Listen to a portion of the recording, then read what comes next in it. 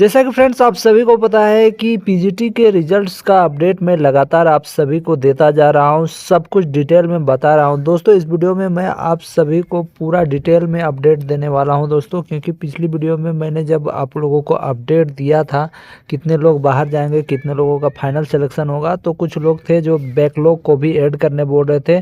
तो मैंने बैकलॉग को ऐड कर दिया है और यहाँ पर आपको पूरा कन्फर्म पता चल जाएगा कि कितने लोग बाहर होंगे और आपका कितना चांस है। लेकिन मैं एक चीज़ उससे पहले बता देना चाहता हूं दोस्तों, जैसे कि आप फॉर्म भरे होंगे, ठीक है, आप रेगुलर का ऑप्शन आपका आया होगा और एक ऑप्शन आया होगा रेगुलर और बैकलॉग बोथ का ऑप्शन आया होगा। तो दोस्तों यहाँ पर एक प्रॉब्लम आप सभी का देखने को मिलेगा, जैसे कि आप रेगुलर में सिर्फ भरे होंगे, ठीक है, सिर्फ रेगुलर यदि भरे होंगे तो सिर्फ आप रेगुलर के लिए ही अप्लाई कर मतलब रेगुलर के सीटों में ही आपका सिलेक्शन होने के लिए उस बहाली में आप भाग ले रहे हो या लिए हो। और अगर आपने बोथ भरा है यानी आपका बैकलॉग वाला सीट भी गिनाएगा और आपका जो रेगुलर सीट है वो भी गिनाएगा। तो यहाँ पर आप लोग ध्यान दीजिएगा, आपने क्या भरा था, आपने सिर्फ रेगुलर भरा था या बोथ भरा था, ठीक है, क्योंकि इसमें भी दोस्तों कंपटीशन के कारण आपका इसमें भी कट ऑफ मार्क्स बढ़ सकता है। मान लीजिए कोई लड़का है दोनों में भरा होगा तो इसका कट ऑफ कम जाएगा, लेकिन आप सिर्फ मान लीजिए कि आप बैकलॉग के लिए भरा हो तो बैकलॉग में तो बहुत कम सीट है, तो आप सिर्फ बैकलॉग के लिए गिने जाओगे।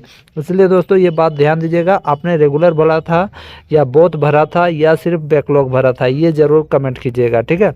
अब देखिए दोस्तों मैंने पूरा अपडेट कर दिया है, बैकलॉग को भी अब ऐड करके मैंने पूरा अपडेट कर दिया है। अब इसके बाद आपका कोई कन्फ्यूजन नहीं रहने वाला है। देखिए केमिस्ट्री सब्जेक्ट का सबसे पहले बात करते हैं दोस्तों। यहाँ पर आप देख सकते हो कुल जो सीटें हैं 342 सीटें हैं, मैं सबको जोड़ दिया हूँ, अब इसमें कोई कंप्लेंट नहीं आने वाला है।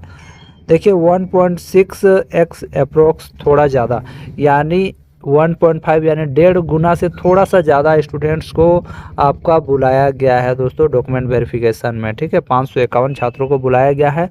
इसमें दोस्तों आउट हो जाएगा 209 आउट हो जाएंगे, क्योंकि 551 में यदि हम लोग 342 घटाते हैं दोस्तों तो 209 होता है, तो आपका 209 स्टूडेंट वापस हो जाएंगे, अपने रास्ते पे चले जाएंगे, जिनका कम मार्क्स है वो पीछे रह जाएंगे। यानी दोस्तों मैं आप सभी को बता देना चाहता हूँ कि यहाँ पर जितने स्टूडेंट्स हैं उनका 40% से थोड़ा सा कम चांसेस है, ठीक है, या 40% के आसपास में आपका चांसेस है होने का, ठीक है। मतलब जितने स्टूडेंट्स हैं उनमें से आप मान के चलो 40% आपका चांस है, या 40% है थोड़ा आगे पीछे आपका चांसेस है कि हो जाएगा। सबके लिए बोल रहा हूँ, और जिनका ज़्यादा मार्क्स है उनका तो होना ही है, ठीक है। उसी प्रकार दोस्तों अगर आप फिजिक्स का देखते हो तो यहाँ पर आप देख सकते हो अवेलेबल जो सीटें हैं कुल मिला के 395, इसमें मैंने सारे सीटों को ऐड कर दिया है, ठीक है। और यहाँ पर आप देख सकते हो डॉक्यूमेंट वेरिफिकेशन में बुलाया गया है 654 को, ठीक है। तो 654 को बुलाया गया है, यानी दोस्तों यदि आप 654 में 395 को घटाते हो दोस्तों तो कितना होगा 259, ठीक है। तो 259 स्टूडेंट हैं जो बाहर जाएंगे, वापस जाएंगे, ठीक है। यानी 259 जो छात्र हैं उनको आउट कर दिया जाएगा, बाकी बात जितने छात्र बचेंगे 395 वही रहेंगे, ठीक है। जिनका मार्क्स ज़्यादा होगा उनको रखा जाएगा। तो यहाँ पर ओवरऑल जितने स्टूडेंट्स हैं, यहाँ टोटल 654 स्टूडेंट्स को डॉक्यूमेंट वेरिफिकेशन में बुलाया गया है।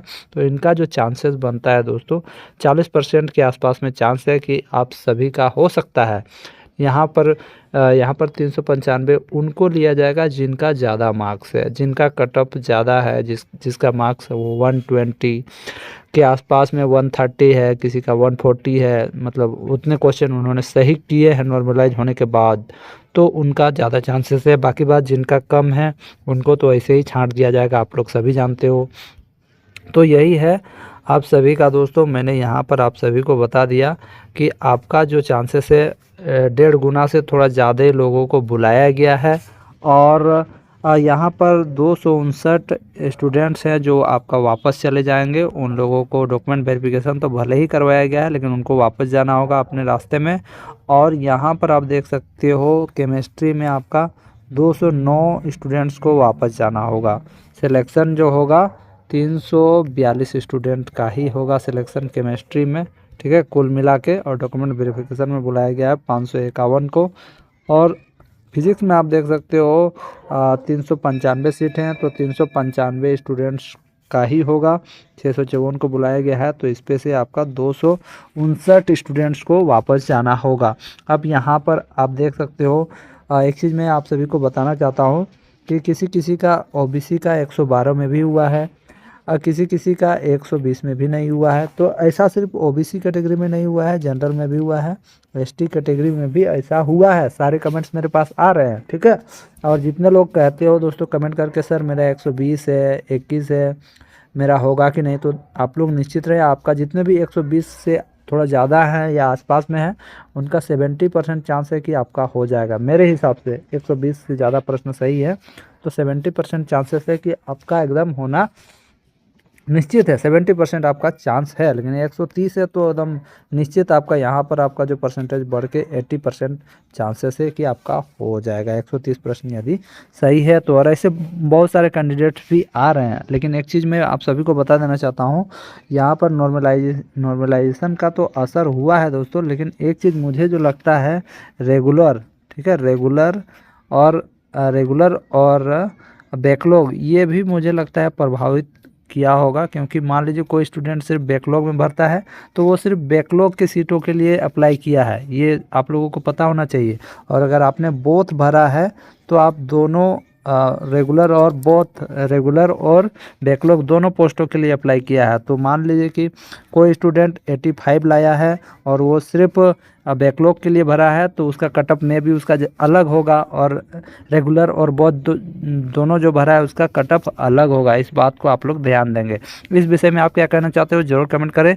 बाकी बात दोस्तों, मैं वीडियो तो व्यू के लिए ही बनाता हूँ और मेरा थोड़ा सा व्यू हो जाएगा तो आपका कुछ घाटा नहीं है, इसलिए आप लोग वीडियो को शेयर करें। आप लोग जॉब करोगे तो 80,000 महीना कमाओगे, मैं तो कुछ भी नहीं कमाता हूँ दोस्तों, इसलिए शेयर ज़रूर कर दें। धन्यवाद।